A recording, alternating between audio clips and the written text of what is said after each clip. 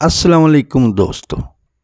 اگست 1945 دنیا نے ایک ناقابل تصور منظر دیکھا۔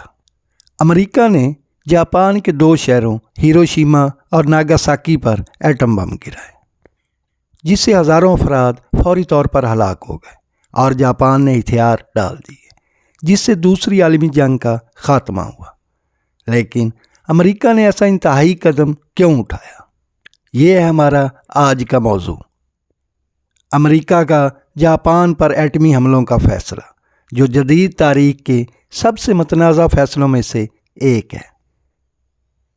1945 تک دوسری عالمی جنگ 6 طویل سالوں سے جاری تھی۔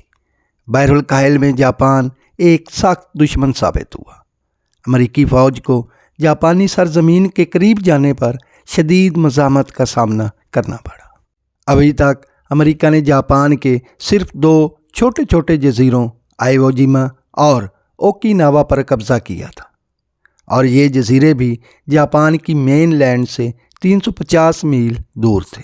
اس قبضے میں 3 مہینے لگے اور اس میں 1 لاکھ سے زیادہ جاپانی جبکہ 50,000 کے قریب امریکی فوجی مارے گئے۔ اس تناسب سے دیکھیں تو جاپان کی مین لائن پر حملے میں لاکھوں جانوں کا نقصان ہونے کا اندیشہ تھا۔ اتحادی افواج کے سامنے سوال یہ تھا کہ جنگ کو تیزی سے کیسے ختم کیا جائے، اور وہ بھی بغیر اتنی بڑی انسانی جانوں کی قربانی دیے۔ دوسری جانب امریکہ ایک نئے ہتھیار پر خفیہ کام کر رہا تھا، ایک ایسا ہتھیار جو جنگ کو بغیر مکمل حملے کے ختم کر سکتا تھا۔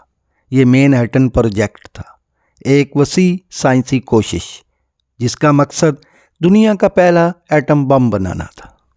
جولائی 1945 میں اس منصوبے کو کامیابی ملی۔ امریکہ نے نیو میکسیکو کے صحرا میں اپنا پہلا ایٹمی تجربہ کیا، جو ایٹم بم کی تباہ کن طاقت کا مظاہرہ تھا۔ 1945 کے موسم گرما میں امریکی صدر ہیری ٹرومین کو ایک مشکل فیصلہ کرنا تھا۔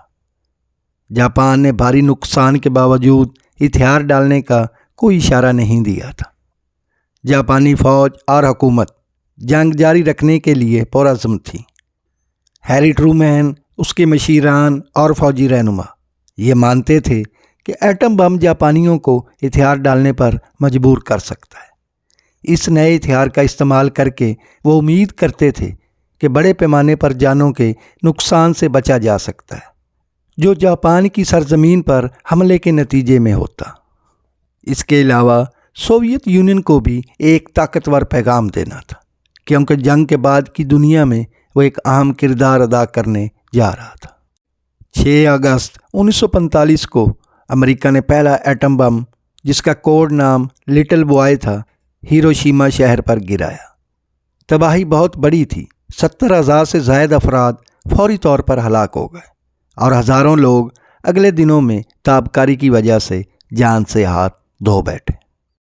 3 دن بعد 9 اگست کو دوسرا بم فیٹ مین ناگاساکی پر گرایا گیا، جس سے تقریباً 40,000 افراد فوری طور پر ہلاک ہو گئے۔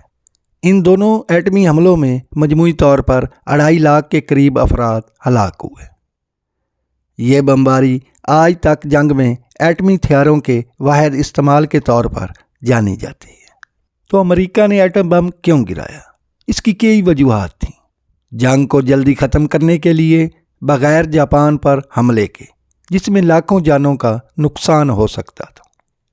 جاپان کو بغیر شرائط کے ہتھیار ڈالنے پر مجبور کرنے کے لیے، کیونکہ روایتی جنگ میں یہ ناکام ہو چکے تھے۔ دنیا، خاص طور پر سوویت یونین کو امریکی طاقت کے بارے میں ایک پیغام دینے کے لیے، کیونکہ عالمی جنگ سرد جنگ میں بدلنے والی تھی۔ کچھ مورخین کا ماننا ہے کہ جاپان پہلے ہی ہتھیار ڈالنے کے قریب تھا، جبکہ دوسروں کا خیال ہے کہ بم ضروری تھا تاکہ بے شمار جانیں بچائی جا سکیں۔